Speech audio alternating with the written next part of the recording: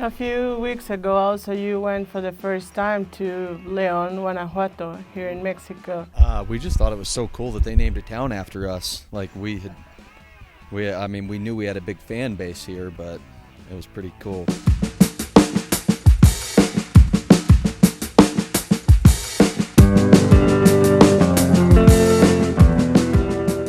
I would like to start by talking about your new record, Can We Please Have Fun?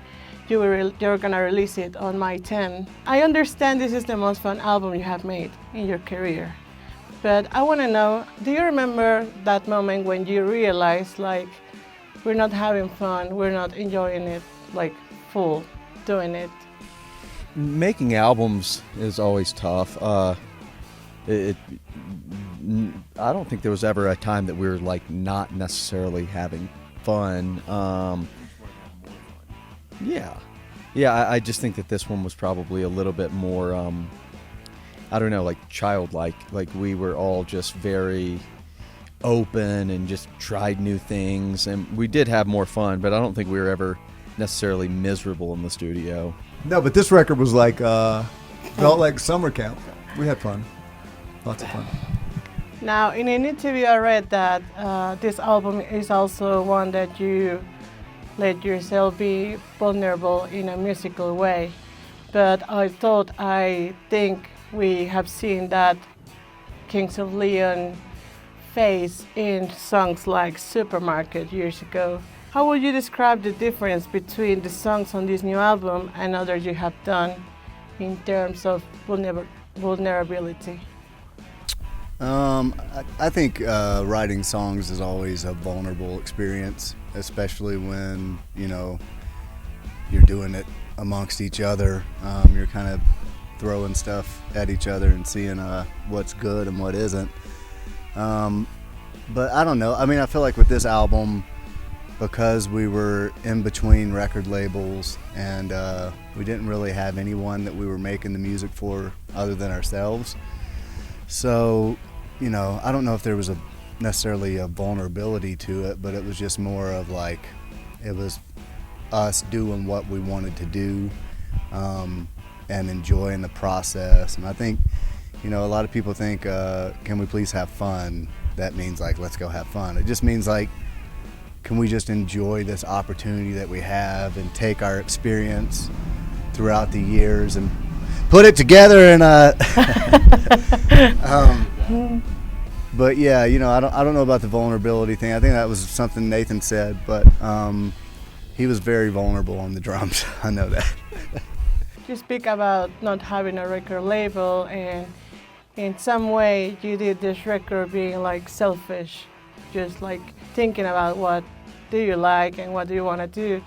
And I think like after many years of having someone who maybe said to you like, oh, you should do this, you should do that, what do you think was the most complicated thing about, not complicated, more like complex thing about this new record, like doing this new record?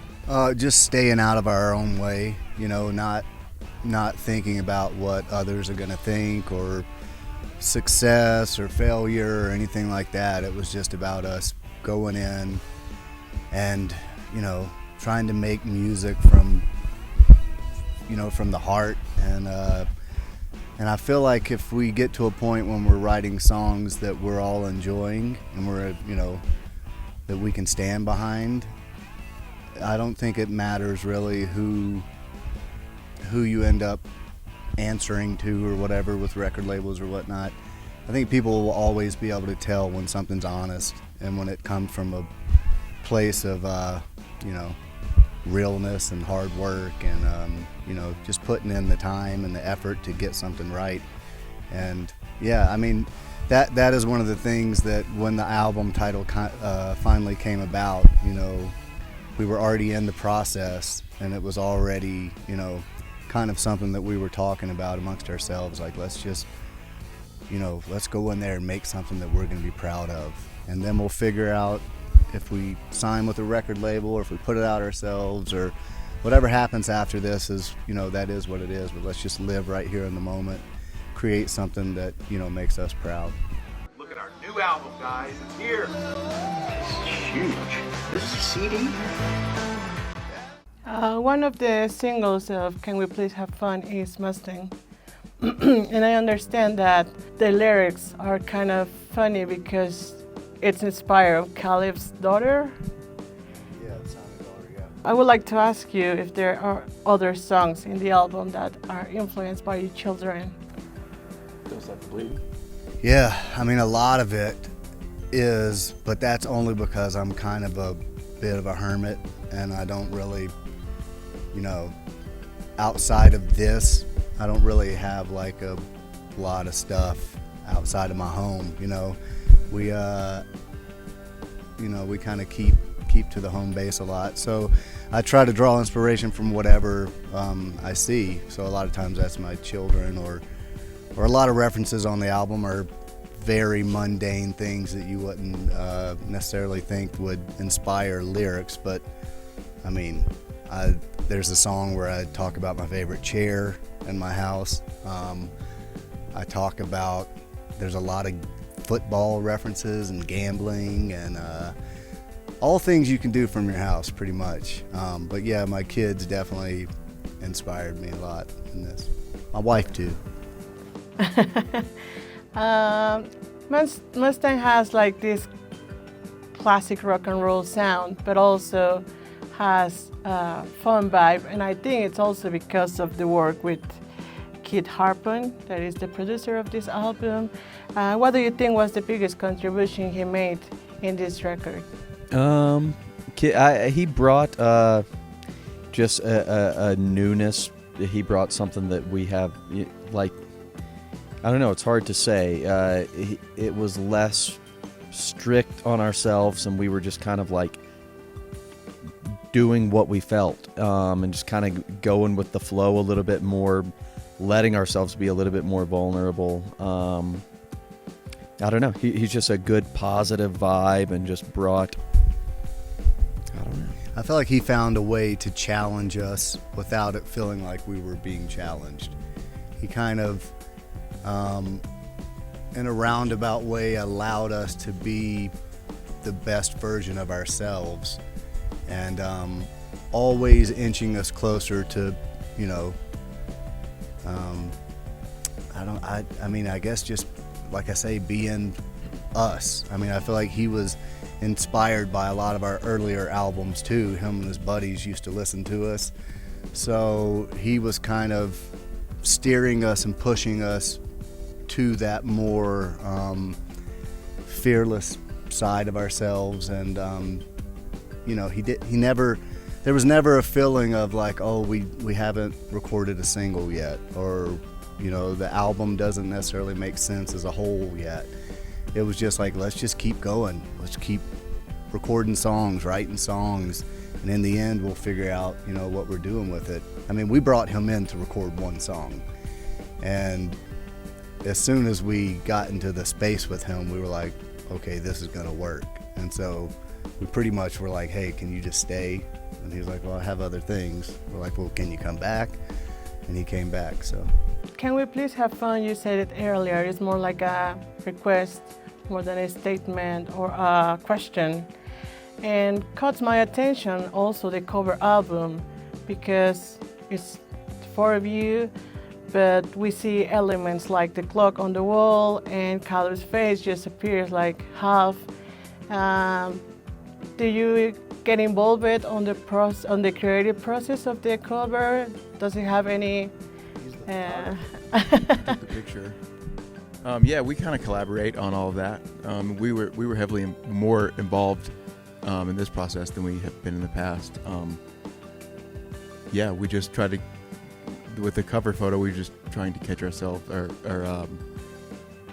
convey us in a mundane situation, kind of like waiting, and just it's important to remember to have fun, can we please have fun. And Matt actually brought in the clock idea and the setup, like all of it. It was kind of conceptualized by Matt. But I think that, yeah, like he said, we wanted it to look like DMV. Yeah, like you're waiting for something. You're waiting for something exciting to happen in life. Never told exactly what it was that we were waiting for, but I felt like when we saw that picture, it was like it kind of felt like we were all in line for something. I was the next up, so it's kind of, you only see half the thing. But it was all Matt. He came up with that. We took a bunch of pictures. That one just ended up kind of being everyone's favorite and kind of conveyed what we wanted to convey. So you like it. And speaking of time, this year you turned 25 years old being a band. And I know that in these all years, you have faced either good or bad things as a band. What do you think was the reason why you stay together and keep making music even in the times that you thought like, oh, there's no way we could do music anymore? We need the money. We've got no place else to go. Yeah, it's a family band. Like, we're lucky enough to get to travel the world with the group of guys that we would want with us if we weren't doing this. If we were doing something else for a job, we would still all probably be working together. So it just fit.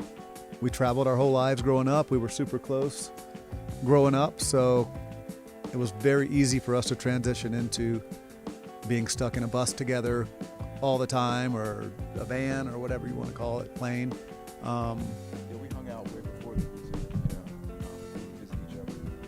Yeah, we were a band before the instruments were even really a part of it. And you get better as you go, as is most things in life.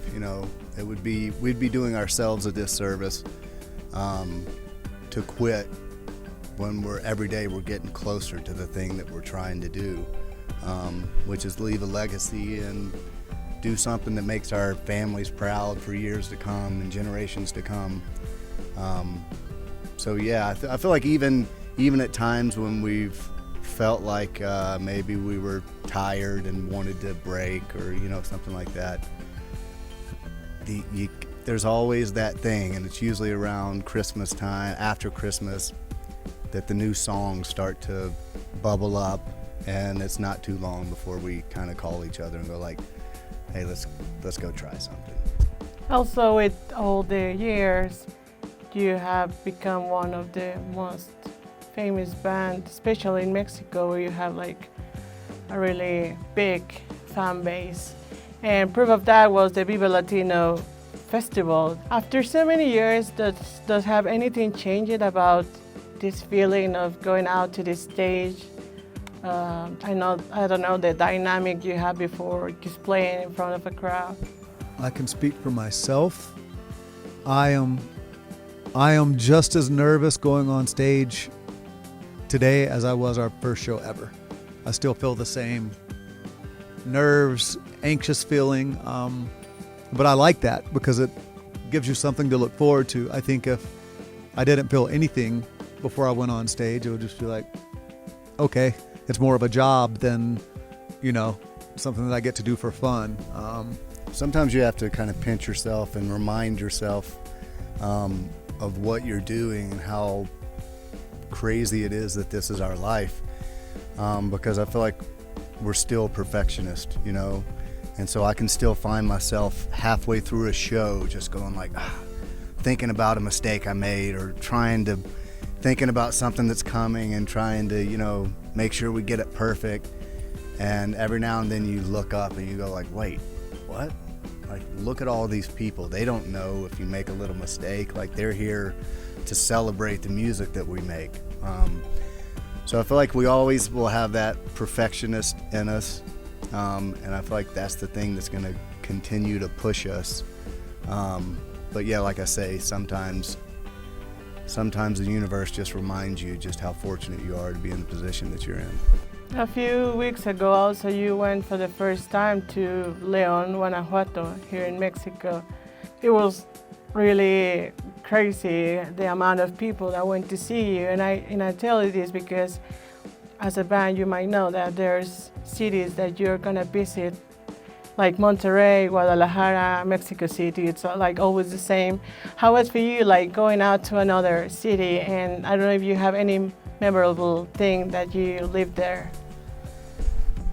We just thought it was so cool that they named a town after us. Like we knew we had a big fan base here, but it was pretty cool. No, we love playing places that we haven't been to or have only been there a handful of times. I think the audiences love that too. You know, they get to see something that they don't get to see very often. But the crowds in Mexico overall are just always, they blow us away. Great crowds. We've loved coming down here since the first time we came, and just every time we're surprised and happy. This is kind of the reason why you like being in a band, is playing in front of crowds that appreciate you and make you feel great, and Mexico always has.